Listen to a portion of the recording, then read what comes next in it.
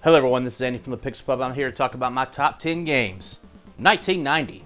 Okay, for those of y'all who don't know, I've done this for past two videos. I did top 10 games in 1988, top 10 games in 1989. Now we're entering the 90s, and this is going to be my bread and butter. This is where I'm going to shine. This is where I'm going to have the most fun talking about games because I love games from the 90s. Going into 2000s, like this is when I started really falling in love with games, and just that's all I ever wanted for Christmas. That's all I ever wanted for my birthday, and it just defined my childhood and still my adulthood, I guess. I don't know. Really gonna get some meat on the bone with some of these games, and I can't wait. Let's go. Okay, starting at number 10 is a game I actually don't have physically, but I did back in the day. I did as a child. It is on the Game Boy, and I have a version of it here on the Turtles Cowabunga collection. It is Teenage Mutant Ninja Turtles: Fall of the Foot Clan. Now, it is the first Turtles game on the Game Boy, and will anybody tell you it's any good besides me? Probably not, but it is a game I played the snot out of as a child. It is very simple, it is very basic. You pick your turtle, you go through very short levels, you hit enemies that basically just fly at the screen at you, and they're very easy to kill. Everything's gigantic because it's a Game Boy screen. There's only like 6 levels or something like that, and you can pick which one you want to go to at the start. It probably takes about 20 minutes to beat. I played it. This is the first game I played when I got the Cowabunga collection. Played through it, got the trophy for beating it, and it was just like, it's flooded with nostalgia. I ain't played it in so long. And when I sat down to make this list and saw that 1990 Fall of the Foot Clan came out, I was like, I have to have it on this list. I fucking love that game. It defined like early Game Boy stuff for me because I played the snot out of it. Okay, number 9 is a game I didn't really play until I was an adult, and I have it now in not greatest condition. It is Castle of Illusion starring Mickey Mouse. Now this is a very fun little platformer where you play as Mickey Mouse and you're going through this castle trying to take on like a witch. I guess she's stolen Minnie or something. I watched the opening cutscene a few nights ago, and I was like, I think that's what happened. But yes, it's just a lot of fun. It's a very competent platform by Sega, I believe. I don't have the box. I wish I had the box. I fucking love a Sega Genesis game in a box. But I just remember as I got older and started listening to podcasts, people were making around my age and stuff like that, and YouTube videos, people loved Castle of Illusion. So I was like, well, I got to play it someday, and I eventually picked it up. And yeah, they were right. It's really fun. Nice little colorful Mickey game. It's one of the few Disney games I really like that's not made by Capcom. And yeah, Sega knocked it out of the park on this one. Okay, number 8 is one of my favorite genres of all time, and that's the action RPG. It is Cristalis by SNK. This is a game that I actually picked up not even knowing what it was. It was one of those things that I was at a pawn shop, and before YouTube and everything blew up retro game prices back in the day, they'd blown up even 10 times, 30 times, 40 times more since then. But you could just grab games like this for like $1 because no one knew what they were worth or anything, and I didn't know anything about Cristalis. I'm like, that cover looks cool. I mean, that dude's fighting a thing with an eyeball. I don't know, but picked it up, and it's a fantastic action RPG, top-down Legend of Zelda style. But it has experience points. You can level up your character. You can get magic. You can shoot wind at your sword and stuff like that. You can talk to people in towns. It's got a fun little upbeat soundtrack. To this day, I haven't played it yet, though. I've gotten really far in it multiple times, but just kind of fell off. But I still really love it. That doesn't take away anything from it from me. Yeah, that's number 8, Cristalis. Okay, number 7 is one of the first games I ever bought with my own money, being at, like, I got money for my birthday.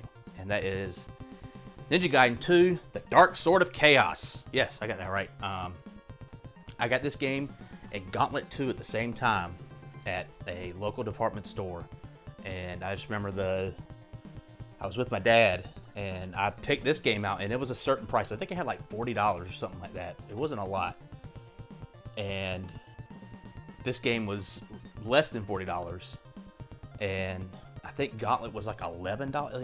It was some weird price. And I remember the guy behind the counter was going through everything, all the numbers with me. I was very young. And he's like, well, you can afford this game also with your money. And I was like, okay. And I got Gauntlet 2 and Ninja Gaiden 2, but Ninja Gaiden 2 stayed with me way more than Gauntlet. Gauntlet's like hard as shit and kind of weird. But yeah, what a fun game. Fucking great cinematics, great music, great action, hard as balls. Yeah, all the little ninja magic you can have. You can make the shadow of yourself. You can shoot out fireballs. You can throw out shurikens. You can throw out shurikens that bounce back and forth. A lot of fun bosses. There's that fucking level with the wind that I hate. I'm pretty sure a bunch of people hate too.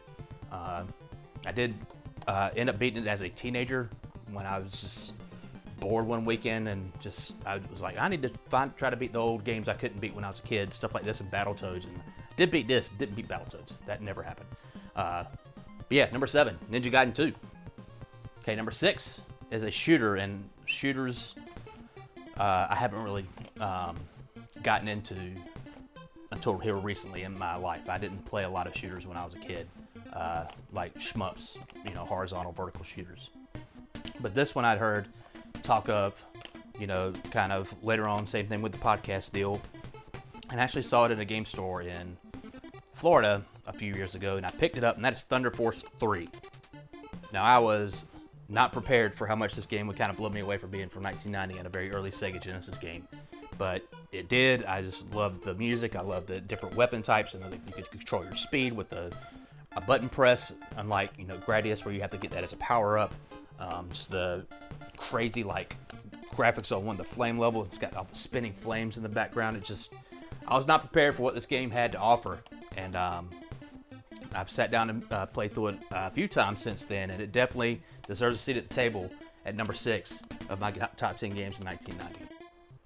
Okay, number 5 is Castlevania 3, Dracula's Curse. Now, this is the Castlevania games I didn't really have as a kid. I knew people that had them.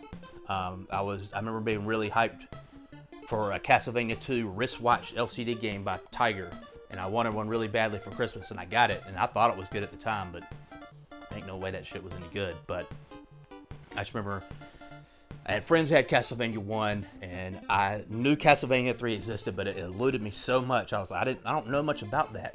And when I got older and I picked up Castlevania Symphony of the Night on the PlayStation, I was like, man, I love this Castlevania stuff. Let me find out more about it on the internet. And I found this website that was all about Castlevania, and they had all these crazy sprites and stuff from Castlevania 3. I'm like, that game looks insane. It's like you could play as different characters and all this other stuff. And I emulated it at the time, and I was just blown away. Like, for an NES game at the time, it did a lot of things that, you didn't see a lot of, just with the rotating gears in the time, or in the clock tower stage, or the multiple playable characters, and the switching and stuff like that, and the different paths you could take throughout the level. But yeah, eventually I did pick it up, a physical version of my own. It was actually when we took a trip to Chicago, and it was before Kathy got really into wanting to collect retro games like I did. She was kind of ambivalent. She's like, oh, that's nice. But I just knew I had it in my head. I was like, I want Castlevania 3. And I saw it, and I bought it, and yeah, this is some kids from Chicago's version of copy of Castlevania 3, and it's mine now. You ain't getting it back. But yeah, what a great game. All right, number 4 is actually, I was just talking about it earlier, it's a Capcom-made Disney game, and that's Chip 'n Dale's Rescue Rangers. Now, this game I rented a lot with a buddy of mine. It is 2-player co-op. You can play together, throw apples at robot dogs, and boxes upon boxes upon boxes. There's tons of boxes. Play as Chip or Dale, and it's just a fun, quality little side-scroller action game, and it's actually very easy. I think this list is mostly games that are dirt easy or extremely hard, but this falls in the dirt easy category. Actually, did a video of me playing through it a few years ago, just sitting down and wanting to mess around with it and beat it. But yeah, what a fun little thing. When you pick up the cheese and Monterey Jack runs through, just grabs the cheese, and he can make a hole in the wall, and you can go through it, and you have to fight Fat Cat at the end, and yeah, just what a blast. And fucking great music. Capcom, I've said it a lot, Capcom Disney games rarely miss. Whether they're fun and they have great music and great art. They knew what they were doing. All right, number 3 is also number 3. It might be kind of blasphemous for a lot of people. I'm not sure. But it is Super Mario Bros. 3. And it is my copy from back in the day. It's got the label's ripped, which sucks. But yeah, Super Mario Bros. 3 is just a seminal classic. What can even be said about it? Just mind-blowing on so many levels. That commercial was insane with all the people with the red, blue, and white shirts, and it pulls out, and there's chanting Mario, and the world has a big Mario face on it. The world was taken over by Mario, literally. Mario! Mario! Mario! Mario! Mario! Mario! Mario!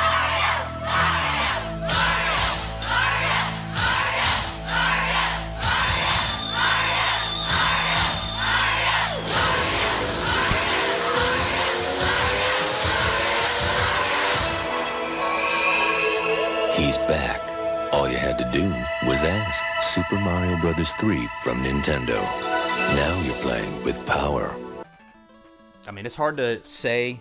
It's hard to put like such a fucking landmark game at number 3 in our list because this was a cultural touchstone. This was like Star Wars. This was like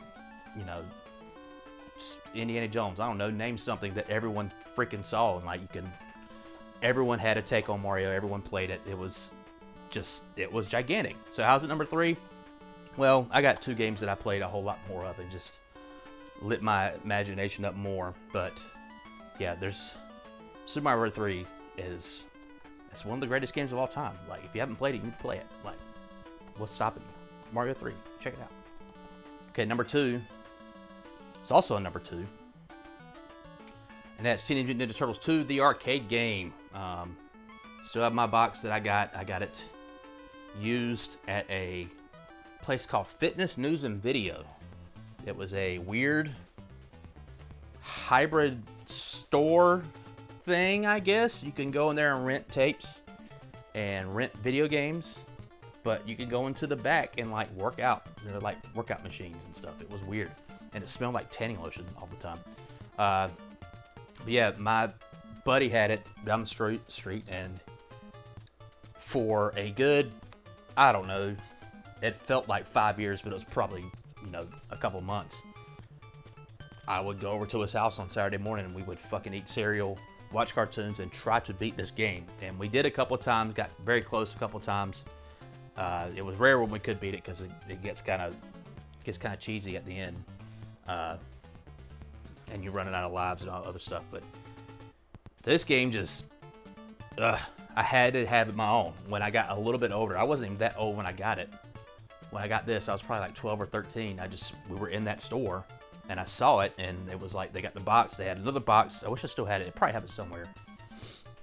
But it was the box, it was the clamshell that they gave you. They rented the game out to you, and on the front of the shell, it had a sticker on it that it was like a one-pager of just the instructions of the game, of like, here's how you jump, here's how you attack, here's, move up and down, like select your turtle, all this other stuff. It was so quaint of stuff like that back in the day.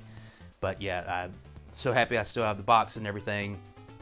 It comes down to a lot of things for me. I love the colorful visuals, and I fucking love the music. Fucking love the music. I pre-ordered the vinyl off limited run. I think I got an email the other day that said it might be here sometime in the next few months. I cannot wait. I fucking love the music in this game, and I actually got a comment from my buddy Chris when I put up the 1989 video, and he said, "Where's Turtles? Where's Turtles the arcade game?" Because Turtles the arcade game came out in 1989. The NES version came out in 1990. So I love the NES version. The arcade version, sure, whatever. I would see it at the skating rink or whatever and play it a little bit, but for me, it just wasn't the same. Like, I didn't have to pay money to play this, and it had extra levels, and the extra levels had some of my favorite music in the game. But yeah, I feel like my finger is still kind of permanently flat in one part because I kept doing that motion where if you hit the jump button slightly before the attack button, you do this big swing attack and you kill the foot soldier with one hit. Like, that's just a muscle memory built into my thumb. I can still do it. I've done it with multiple different types of controllers now. I can't even count. But yeah, the arcade game, TMNT 2, fantastic. Okay, number 1, my top 10 games of 1990. If anyone's seen some of my previous videos about some of these retro games, NES games, stuff like that. You won't be too much surprised here, and that is Mega Man 3. Now, first of all, I just want to point out Mega Man shooting Sparkman in the dick on the cover, straight up. That makes it number 1 automatically. But this game blew my, 7-year-old brain away. Like, I just, 6, 90. I probably played it a year or two later. Just blew my mind. My same buddy that I played TMNT2 at his house, he was going to spend a night at my house one random night, and his parents took him to Blockbuster before he came over, and he rented a game, and it was Mega Man 3. And neither one of us had heard anything about it. Like, I know everyone loves Mega Man 2, but I started with Mega Man 3. That was the first one I played. And we had no idea what to expect. Put it in, like, it's got Capcom on the front. Now, if I see Capcom games that I never heard of on the NES, and it's got that Capcom logo on the cover, and it's got the, bluish, purplish border around it, and the same thing with Konami with the silver, like, I know that game's probably okay. It might be good. It might be, it's going to be better than, like, probably 90% of the schlock you could find on the NES. But 1990, 91, I had no idea. So we put it in, and we realized, holy shit, you could fucking just pick your level. Like, we could, like, we were two kids, like, he was better at games than I was, but neither one of us could fucking, like, we weren't great, we weren't, whatever. We'd play games, died, and then start up again. Like, we just did, I beat that, and it's like, that didn't really happen that often for us. But with this, we could see everything. We thought at the time, like, oh man, I could see all the levels, and you ain't gotta, spend all your lives on the first level and whatever. And I remember he played it first because he rented it, and he picked Sparkman stage. It's the first Mega Man music I ever heard in my life, Sparkman. And he died, and he passed control of me, and I picked Snake Man. That was the first level I'd ever played on a Mega Man game, was Snake Man.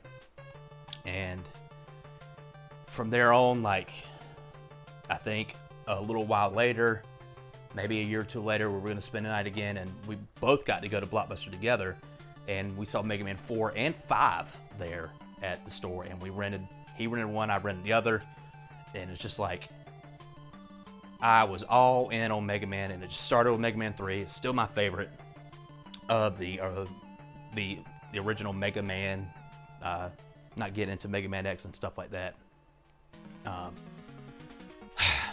And now I have them all on the NES. Couldn't be happier, but it started with Mega Man 3. I know people love Mega Man 2.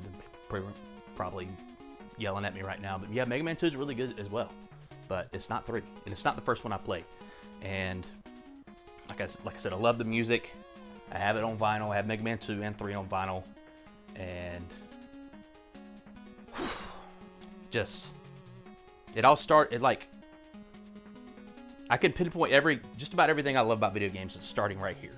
Like, it captured my imagination. I was drawing my own bosses, my own Mega Man weapons and stuff like that on my notebook paper in school. Like, I was trying to draw Mega Man, but he looked different on every single fucking cover until like 4 and 5.